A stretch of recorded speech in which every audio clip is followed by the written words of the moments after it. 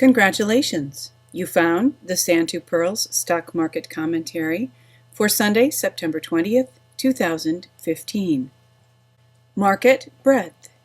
With this past week's market advance, our bull-bear point and figure ratio rose from 0.57 to 0.68, still within bearish territory.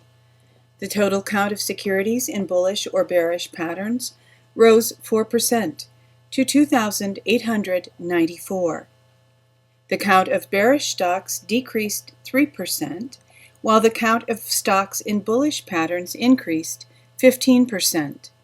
The Santu Pirls PNF Market Breadth Summary Chart shows us a market now 17 consecutive weeks in bearish territory. Paid subscribers have access to the OpenOffice Calc data from which the chart is generated.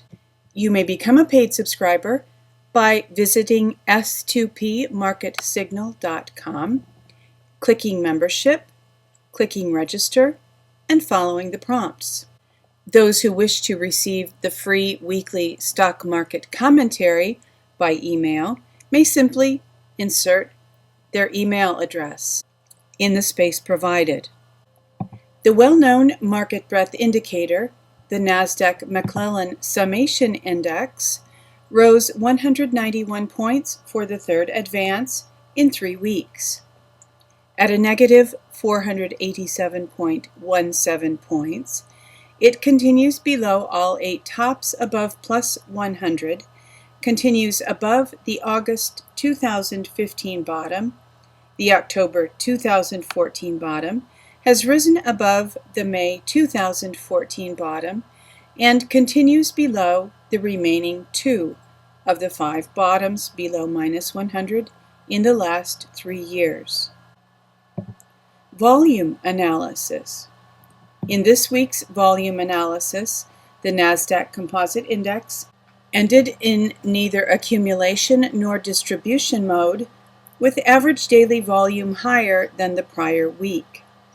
In the last 2 weeks, the Nasdaq had 4 accumulation days and 2 distribution days. Accumulation days are counted when the index closes up on higher volume than the prior market day, while distribution days occur when the index closes down on volume higher than the prior market day. Last week, the Nasdaq ended in neither accumulation nor distribution mode on lower average daily volume. Momentum.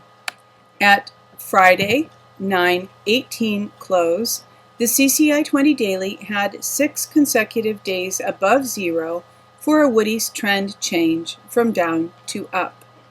The CCI 20 is now at plus 73.61, outside the plus or minus 50 range required for a valid zero-line reject long entry signal. In Woody's CCI trading system, 6 consecutive bars above or below zero are required for a change of trend. The weekly CCI 20 of the Nasdaq Composite Index began a Woody's downtrend this past week, while the daily CCI 20 began a Woody's uptrend this past week. At Friday, 9/18 close, the CCI 20 weekly had 6 weeks below zero for a Woody's trend change from up to down. Now at minus 77.92, it is outside the plus or minus 50 range required for a valid zero-line reject short entry signal. Industry rotation the last 2 weeks.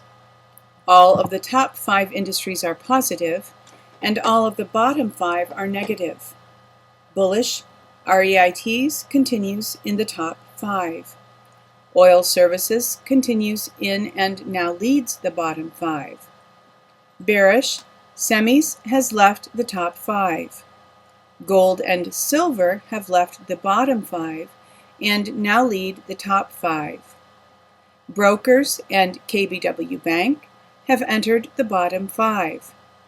S&P Retail, Comp Tech, and Computer Hardware have left the top 5.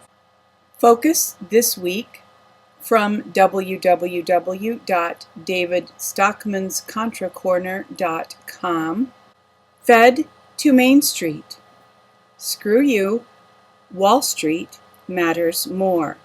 In this article, David Stockman describes with detailed logic how the Fed's decision to leave interest rates unchanged reveals how their preferential treatment of Wall Street continues via economic deception. Some key points from the article are the following. There were quite a few discrepancies made manifest in the Fed's decision not to begin the process of monetary normalization. One of those discrepancies is this.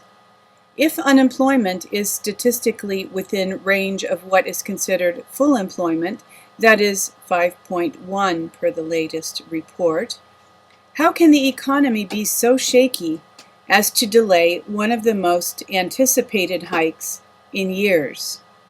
Another discrepancy is that even with a 1,000-point panic-induced sell-off which it all but erased in a week, stock market highs still not only hover well above those previous heights, they remain within the proximity of their, quote, never before seen in the history of the market, end quote, highs. For the first time ever, the Fed publicly stated via their dots chart, negative interest rates are being openly considered as a viable tactic of monetary policy. That is, the banks will legally bleed your account like a parasitic leech and will be looked upon as giving you the privilege for them to do it. Why does China need the intervention of the Federal Reserve as to not begin its own nation's monetary policy toward normalization?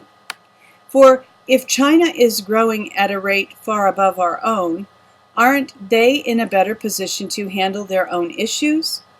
Wall Street has been telling us for years, quote, China is the economy that will lead us out of this economic malaise, end quote. What happened to all that, quote, great, end quote, data? All gone in mere months? For all the non-Wall Street rest like savers, retirees, or the overall U.S. economy, it seems they're expendable. For as far as those previously outlined crises here in the U.S., not only are they not going away, they may, in fact, be exacerbated. Thank you for tuning in for this week's Sand to Pirls Stock Market Commentary, featuring the proprietary bull-bear point and figure market breadth summary chart, compiled by Donald Pearl, www.s2pmarketsignal.com. Hoping that you are enjoying a peaceful and pleasant weekend, that you are looking forward to a prosperous and productive week coming up, and wishing you true success.